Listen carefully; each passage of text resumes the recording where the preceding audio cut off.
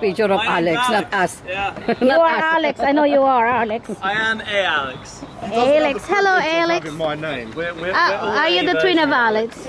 He wishes. Okay. Okay. Hi guys! Okay, game now. Ngayon magpapanting tayo. Ituturo namin kayo sa sa river. We'll work something out in a second. Tara! Show! Okay. It's fine. Just write it. Mate, just give me a 5. Ayan, ikot ko muna kayo saglit. Yan. Yan. Tapos, sasakay na tayo sa boat. At magpapanting tayo. Come on, ladies. Thank you very much. We don't need to wait to half an hour, straight away. okay? Yeah, natin.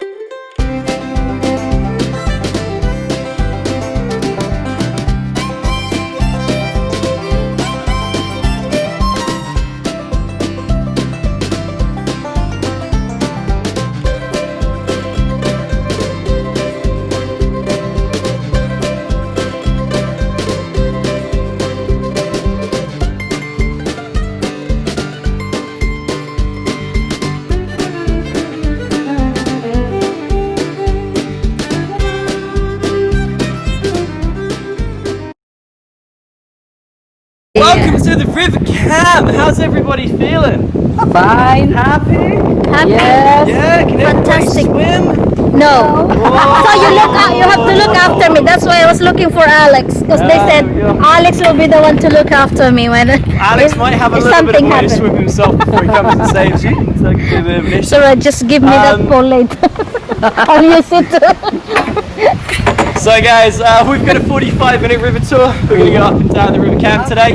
I'm going to tell you guys the history of the colleges.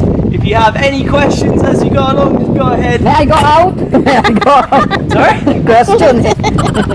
Mommy. Oh yeah, we have 2 emergency exits as well. By the way. Yeah, that's okay. Yeah, both sides of the boat. Yeah, well I don't know if done. you're going to use them, but they're there for you just in case you do. Yeah, well Do we done. have some inflatable here? No. I needed it. We've only got 1 punt bowl as well. They don't like giving us paddles in these boats because you know, this way if we screw up we lose the punt bowl. Woo! Bad times ahead. Oh. So yeah, we've got a 45-minute punting journey. We're going to go down to the mathematical bridge of Cambridge, which is about a mile down the river. And I'm going to tell you guys the history of the colleges. Yeah, okay. These boats are really safe, so you basically have nothing to worry about. There's no safety. There's no safety belt. We don't crash these boats. Well, we do. Please well, don't. I mean, like, not that bad. I think I'm gonna sit So on the guys, other the only side. really safe thing to do is just be mindful of where you have your hands on the side of the boat. Cool. I think a lot of people are doing that because this is going to allegedly be the last proper day of summer. Wow. So yeah, guys, we've got a load of history here in Cambridge.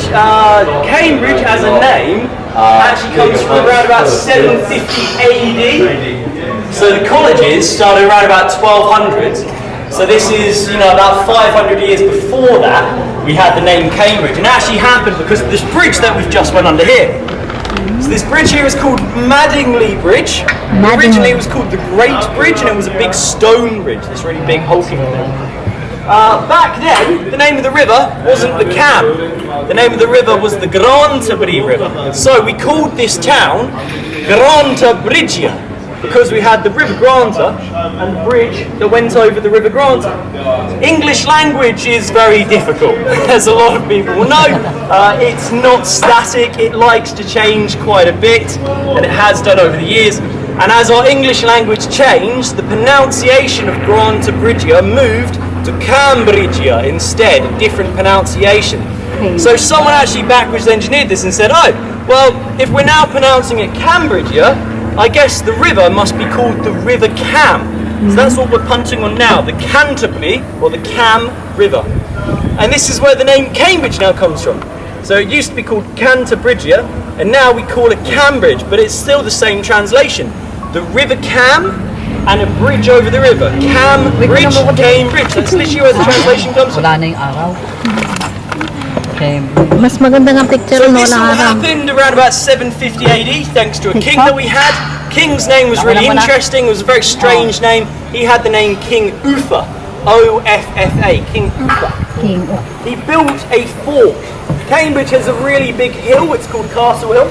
So he built this really large fort on top of Castle Hill to see any approaching armies. And if you have a fort, you need to make sure it's well supplied. So if it goes under siege, it can kind of last a few months without having to kind of open up its gates. So he built a port, and that's where you guys pull your tickets back down there. That area there's called Quayside. It used to be the port of Cambridge.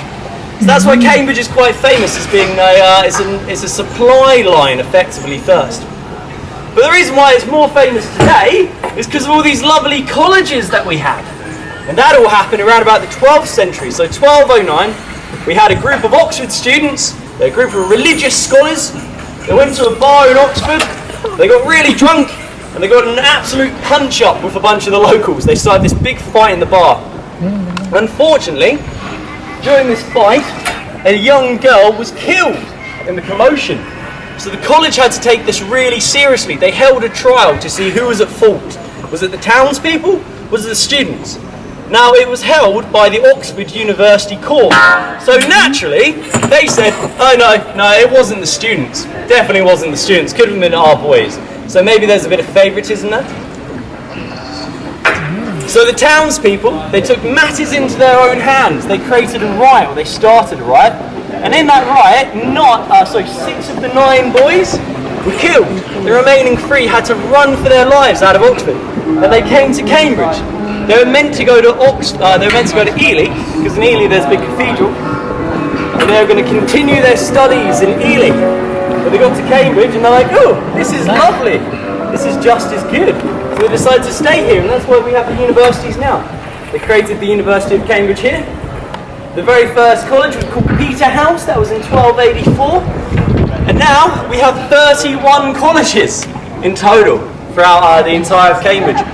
31 colleges, 116 Nobel Prize winners. Wow, that's nice. It's a lot. Oxford's only got about 57 currently. So yeah, definitely doing a little bit better there.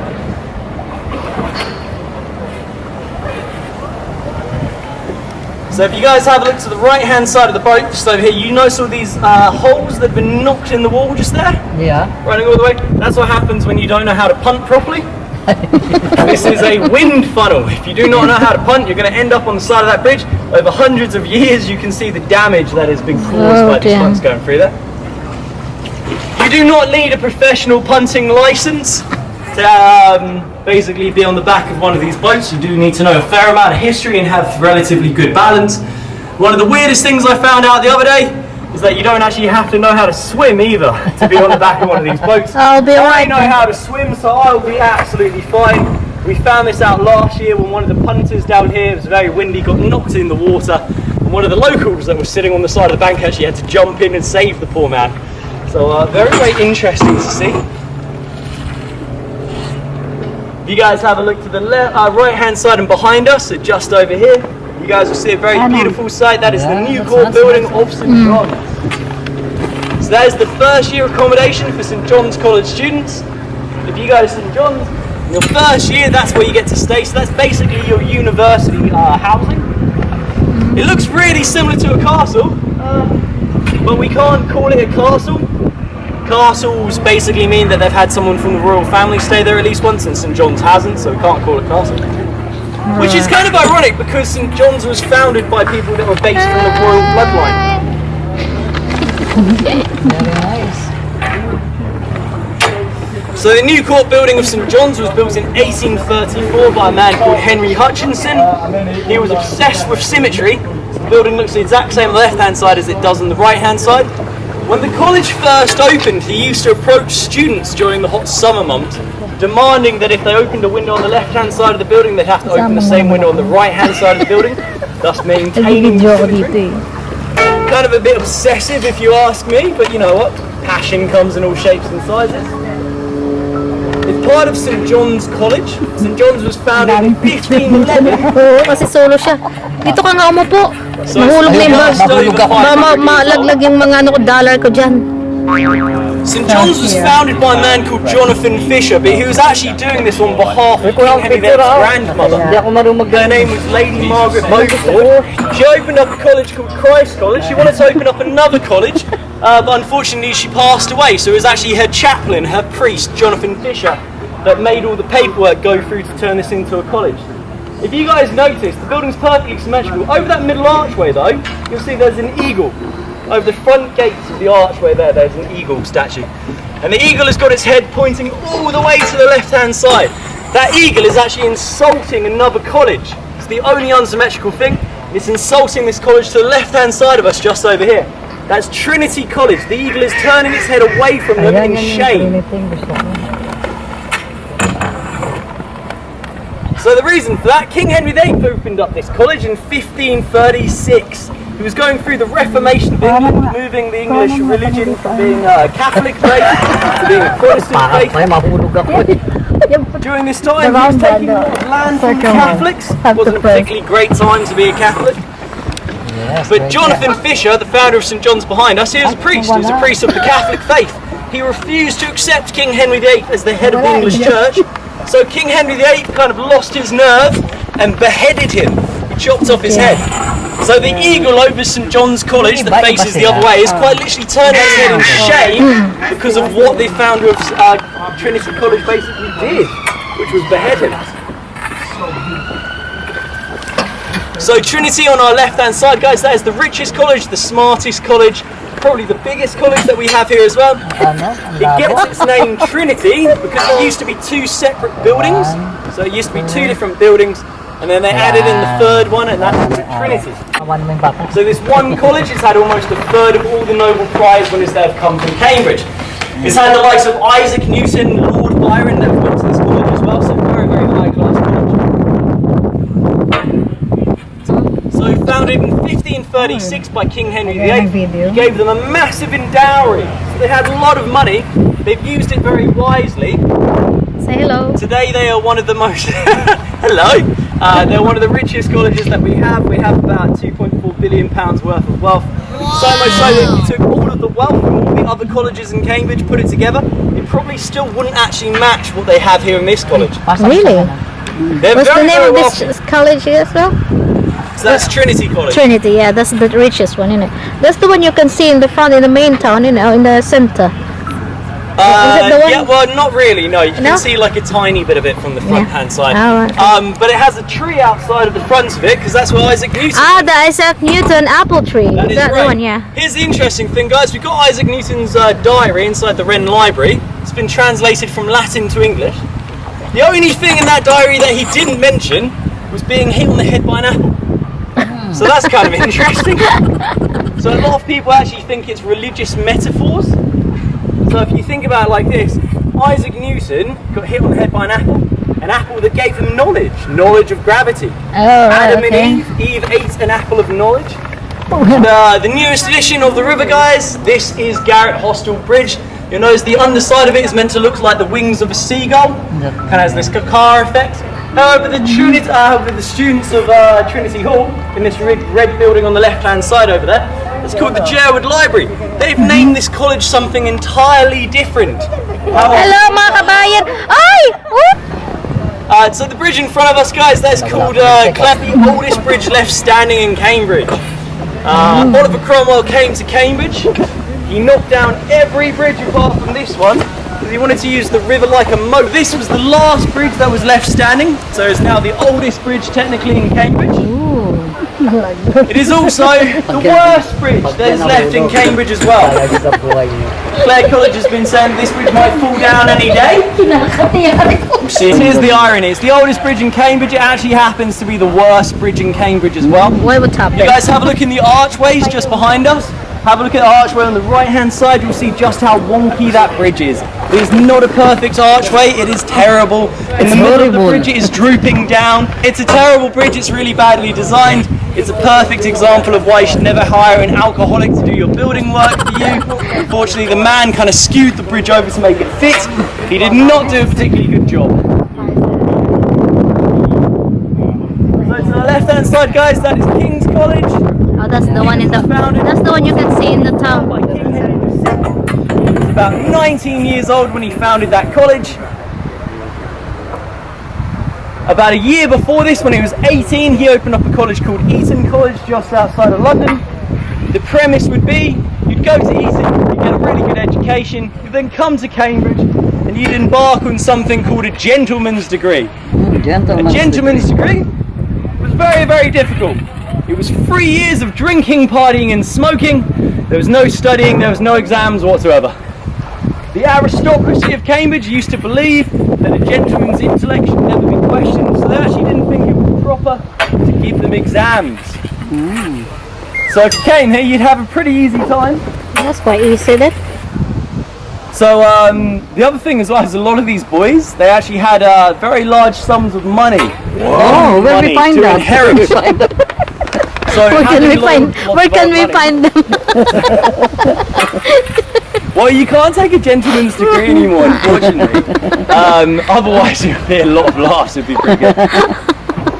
No, we just want the gentleman, not the degree. Yeah, working with this kind of COVID is not easy. Yeah. Matagal ka nang napatawad. Right, sit down. Umiiko na talaga yung boses natin. Maganda pa rin boses ko pag nag-echo. Hi! So if you went to King's College, chances were you were from a very rich family, used to some of the finer luxuries of life. Ooh. So King Henry VI built that area to the left-hand side. It's called Broadley's Court. It's the third-year accommodation for King's College students. He wanted to make the largest, most luxurious rooms out of any of the Cambridge accommodation. And the problem was, he succeeded. He made the rooms too big. There was not enough space to make any more rooms, so there isn't enough rooms for every student here. However, they did come up with a very fair political system to figure out who got a room. If you had a lot of money, you got a room. If you didn't have a lot of money, no, you didn't get a room. That's easy then. So it's political. Well, it's maybe not the fairest of things. To give you guys an example just how big these rooms are, if you have a look to the left of us right now, you will see 3 windows. Yeah. That is 1 bedroom for 1 student. One bed. The rooms here are so big they rival some townhouses that I've seen. You think somebody's living there now? Oh, definitely. Yes, probably Well, at least I the. would hope so. Otherwise, it's kind of going It's away. probably the owner of a cruise ship, you know, liners and all the big, big Okay, corporate. They don't do that anymore. No? No. So the way So- you get a room now is if you have really good grades in your first year and in your second year. All right. And Okay, in so your they actually third get year, the. you're given a really big room. Ah, So it's based on your it's grades grading system now. Yeah. Oh, that's good, But it actually. also works the other way. You know, bad grades in your first and second year, then you get bad room in your third. Nagsasarili na. The Queen's College was founded just after King's College, about 1448, by his wife Margaret of Anjou. Margaret of Anjou was the first lady to marry into the royal family, not having any royal descendancy of her own. So quite an interesting, notable lady. A lot of people thought that's when Kate married William, but no, they're beaten to the punch by about 600 years. Not that I'd ever tell that to Kate on the boat, because, you know, Team Kate, definitely, part of Cambridge. And just in front of us, guys, that lovely bridge that we have there, that is the mathematical bridge. That means it's our halfway turning point just past that bridge. Yeah, we're gonna The come back. mathematical bridge has got a few different names. It's been called the wooden bridge for very obvious reasons. It's a big wooden bridge. It's also been known as Newton's Bridge as well. Why Newton? That's your sign name. You're the owner of that. The owner of the bridge. Who's the owner of it? Her surname is Newton. Oh, really? Ah, fantastic. So it's called Newton's Bridge as well. There's a story about this bridge. Basically, Isaac Newton wanted to build a bridge that had no nuts and bolts, and it just used maths to hold itself up. So he built this bridge here. It was a marvel at the time, didn't have any nuts and bolts, it just used a mathematical theory to hold itself up. Kasi may proper. Queen's College, after Isaac Newton had passed away, decided to get the bridge, to take it down, to put it back up again, to prove that they were as smart as Isaac Newton.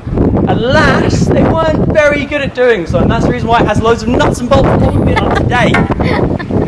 So that story, guys, has been around since the 60s. We have no idea who told it.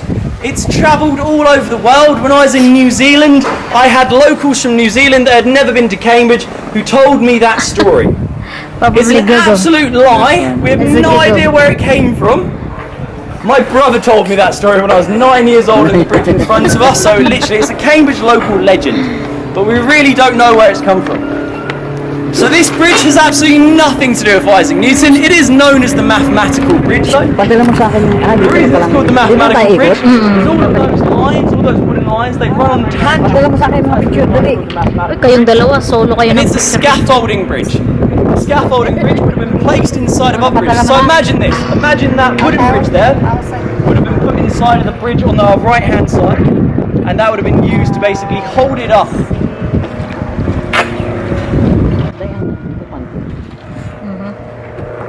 Wow, nag-ano agad. Wow, update agad. Hindi makakahanap ng tatay. Eh wala naman akong picture eh. Siya yung taga-picture.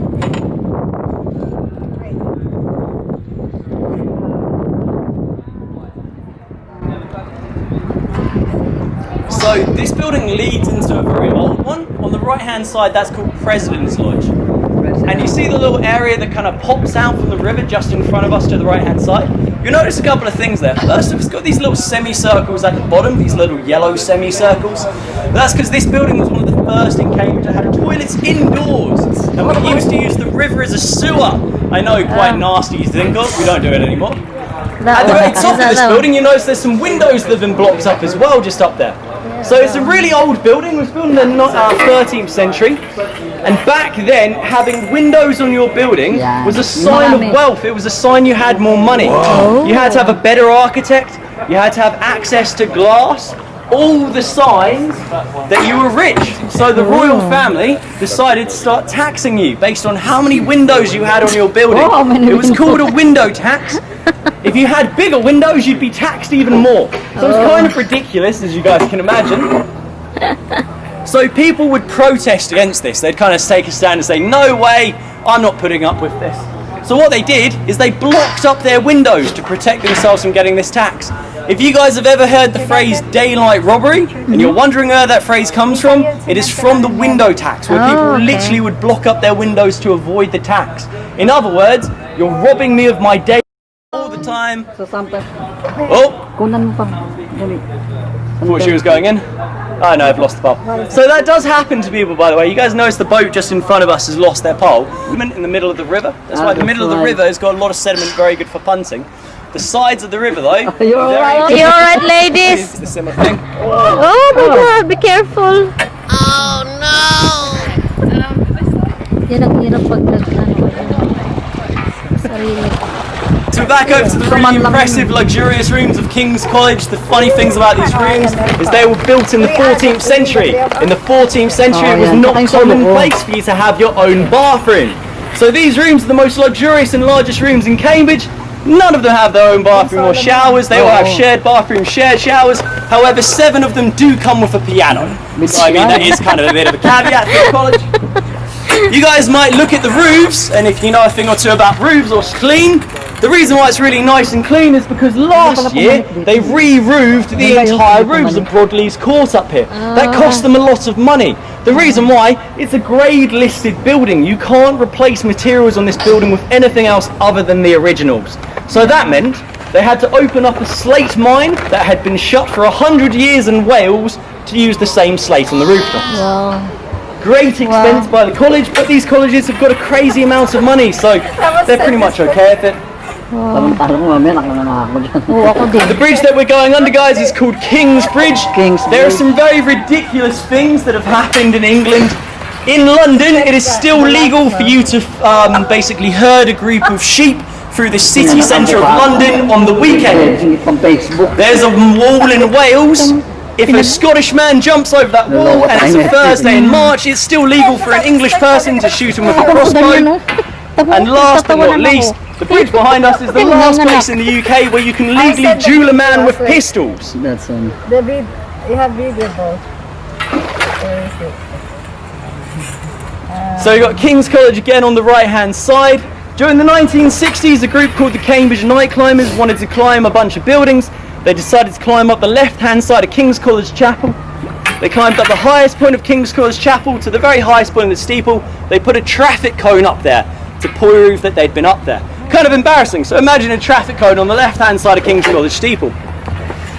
The groundskeeper was pretty annoyed at this. He wanted to shoot it down for hunting rifle. Oh dear. The headmaster hired some scaffolders to build up. It took them a few days to build all the way up. That's why they It finished on a Friday, so they went home early. That night, the night climbers came back, went up the scaffolding, climbed up the last couple of meters, picked up the traffic cone and moved it from the left tower to the right tower. They had to start building all over again. Very embarrassing for the college. Least not to say, in the Second World War, they thought that a German bomber was going to drop a bomb here in Cambridge, smash all of the glass inside of King's College Chapel. So they took all of the glass out of the chapel, they hid it under the big white building called the Gibbs Building. They marked all of the glass that had taken out of the chapel to protect it with chalk so they knew where it'd go back in place. After the Second World War, they came back to retrieve the glass. They realised all the glass chalk had rubbed off. They just created the world's largest jigsaw puzzle that had ever been seen. It took them 6 months to put everything back in its right place. And it's also very famous for another World War II person called Alan Turing. So if you guys know Alan Turing, the man that deciphered the Enigma machine, he was a King's boy, and in recognition of his work in the big white building, the Gibbs Room, there is a room called the Turing Room. It's a computer science lab. So guys, you see the bridge in front of us. Just on the right hand side of the bridge, you'll notice there's a woman, she's riding an animal. It's that right hand side, just over there. Okay. Can you take a guess as to what that animal is? Buffalo? Yeah, a lot of people say like a pig, a dragon, something like that. It does look a bit like a So buffalo. basically guys, they hired this man to make the inscriptions on the bridge. They asked the man if he knew how to draw a dolphin. The man said he could draw a dolphin. Turns out he really couldn't. So what he did was he went to a bunch of books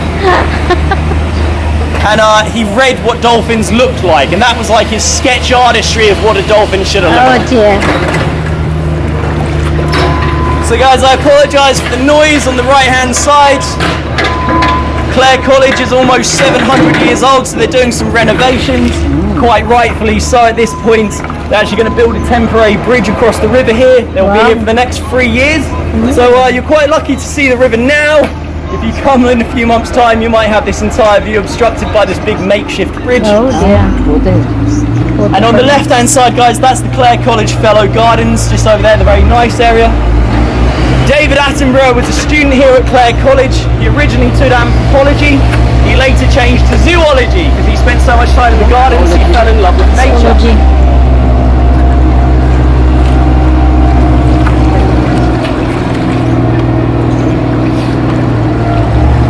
So David Attenborough had his 93rd birthday in those gardens, saying it was one of his major inspirations. One of the other interesting facts is that if you go to Clare College and you get a degree from Clare College, you can get married in those gardens for free. As you can imagine, a lot of students want to do this, so there's about a 5-year waiting list on this. To the right hand side, guys, that is Trinity Hall, second oldest college on the river. Is anyone on the boat a lawyer? No, don't get very many lawyers on the boats, I don't know what that's about. Very famous college for law. A lot of our maritime law, which is law to do with boats out of the ocean, has come from Trinity Hall. It's also where Stephen Hawkins went, and it's right side next to the Garrett Hostel Bridge, which is just behind us. So guys, if you have a look behind us really quickly, you'll see the bridge, and you also notice there's that red brick building that's right next to the bridge, just back there. That's the Jerwood Library. That's where the students of Trinity Hall go and study late night. The students of Trinity Hall have named Garrett Hostel Bridge a second name. They've decided to call it the Orgasm Bridge. Very interesting name, for sure. So what happens was, there's a group of cats, St Catherine's cycle team. It's a purely girls college student team. They'll cycle around Cambridge. They cycle for about 20 miles. The very last bridge that they have to cross before they go back to St Catherine's is the bridge behind us. It's a very steep bridge, so as they are very puffed out already, they're cycling up the side of the bridge and they're going, ah, ah, ah, ah, and all the students inside of the library can basically just hear them making those funny noises. So That's why they thought they have an orgasm then. I know, a lot of the library students haven't really heard what it sounds like, really. That was a nice Well, one. maybe that was just cats. It's gas. Now you're laughing. Was it good? Was it me? It was gas. It's gas.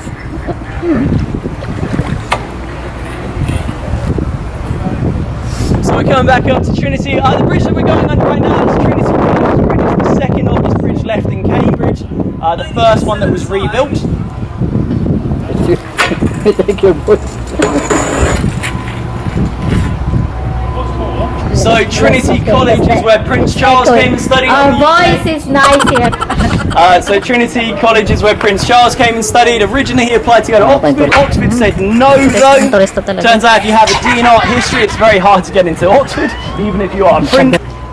So the Queen wrote a letter to Trinity College requesting that they overlook Prince Charles's grades and allow him to come and study here. He got into the college and he said he wanted to be treated like a normal student, but the very first thing that he did was park his private helicopter on the grass to the left-hand side of us. So not the most normal thing for a student to do. This is also where Lord Byron came and studied. Lord Byron had a puppy when he came and studied here. Unfortunately, it does say in the student handbook of Trinity College that students are not allowed to have domesticated animals. So Lord Byron, being outraged by this, that he had to send his dog back to his family estate, decided to prove a point by going to a travelling circus and purchasing a brown bear. So Lord Byron had a brown bear as a pet instead, because the student handbook of Trinity College never said that students couldn't have undomesticated animals. However, they have caught on. The student handbook of Trinity does now say students that enter this ground with a bear will be asked to leave. This is also where Isaac Newton was a student and later on a professor as well. Isaac Newton has his personal diaries inside the Wren Library. And unfortunately, like I was saying before, he never mentioned being hit on the head by an apple, so we don't think it actually happened. Who else was pretty cool that came there? Oh, this is a really interesting one. So we had this guy called Dr. John Dee.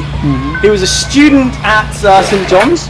He later was a professor here at Trinity. Dr. John Dee was on record for being the very first ever spy that England had. Oh, spy. He'd go around the world spying for Queen Victoria. And being a good spy, he didn't want to give away his real name, because, you know, you don't want to get caught.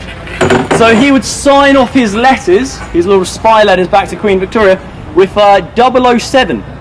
He said the 2 zeros looked like eyes spying and the 7 was a lucky number. The Queen would then reply, also not wanting to be caught and let other countries know that she was spying on them. So she'd reply with the letter M, which stood for Majesty. This is where Ian Fleming got his inspiration for James Bond. So if you've ever wondered what M stands for in James Bond, it stands for Majesty. So you guys check out the New Court building on the left-hand side. A lot of people think that's Hogwarts, and actually it was meant to be Hogwarts originally. Warner Brothers Studios asked them how much they wanted to film Hogwarts, Harry Potter here at the New Court. They said somewhere between the region of 24 and 26,000 pounds a day for filming. So instead they decided to go to Oxford and film there instead. That's too much, it's very expensive. It's expensive. A day, 26,000 a day, wow. 26,000? A day, imagine that.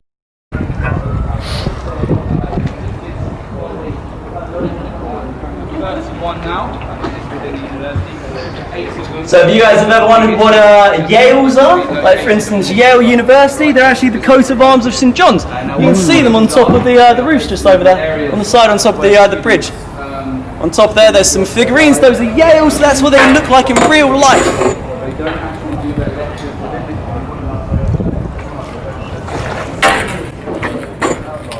Uy, umupo ka. Pagagalitan ka na naman yung tayo, umupo ka.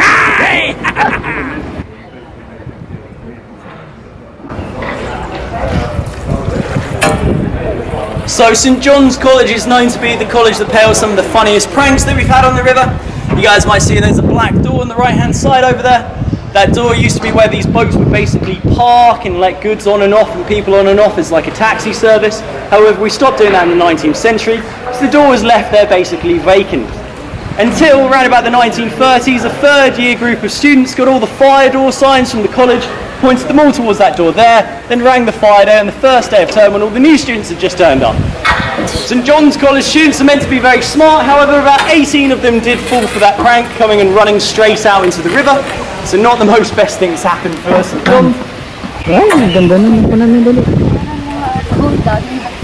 The second most impressive college prank that I've heard from St. John's There's a group of the college students got the headmaster's car, put the headmaster's car on two of these punts here.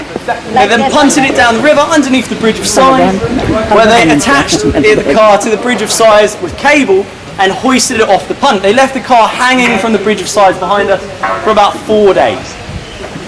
If you guys want to see photos of that, you're more than welcome to. Just type in Bridge of Sighs car prank, St John's, and you will see the Bridge of Sighs car prank. It's pretty funny to see. If you guys have a look at the white building on the left-hand side, that's called the Cricks building, second-year accommodation for St John's College students. It was the first building in the UK that was designed on a computer as well in the 1960s. That's why it looks like a really bad game of Tetris, because it's quite old. They got Prince Charles to open up this building. So Prince Charles comes along, opens up the building, gives a very nice speech, cuts the red tape, and then he turns to his good friend and says, "My God, look at it. It's so ugly. It looks like a multi-story car park." Unfortunately, you know that's what he said, because the lighting and sound technicians of St John's hadn't actually turned off his microphone at that point. So unfortunately, he kind of said that to everybody in the audience.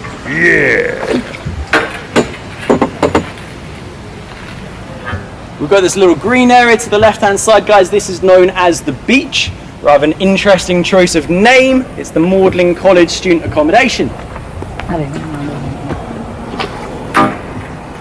The very long red brick building that you see on the left-hand side, just running down there, student accommodation as well. It was built in the 1940s, though it's meant to look much older than that, so a little bit cheeky for them. Kind of pulling a fast one. Looks like Venetian, man. So that was kind of perfectly timed if you saw the double-decker bus going over that bridge there. That's Madingley Bridge. It was built in the 18th century, before we had double-decker buses in the country. In the 1980s, a double-decker bus, God, I can't stop making that mistake.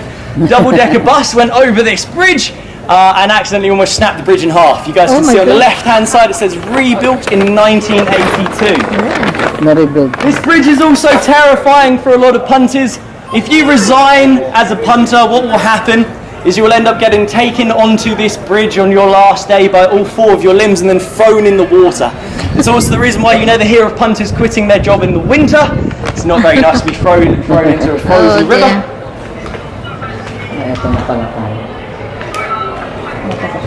So in Cambridge we used to have these people called Benedictine monks.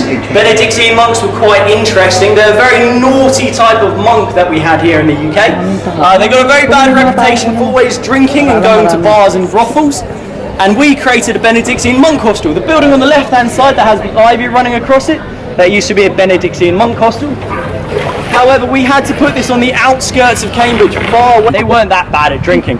That professor died of alcohol poisoning that night. Alcohol poisoning? Not exactly the greatest of things.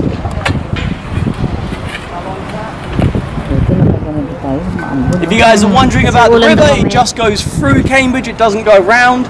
Some people think it does a big circle, that we're going to do a big loop. Unfortunately, not true. It just goes straight through the middle. And at this point, we've pretty much come to the end. So does anyone have any questions that they might have about the boats or about Cambridge? Oh, you're so I mean, if you don't, that's fine. God, you're so informative. I'm always lucky. I'm always lucky to have punting with somebody who's very knowledgeable. Thank you very much. It's always lovely to hear. So we've got 31 colleges in Cambridge. One last thing that I recommend for you guys to go and do is go up Castle Hill. So the sun's going down now, so it's nice and cool.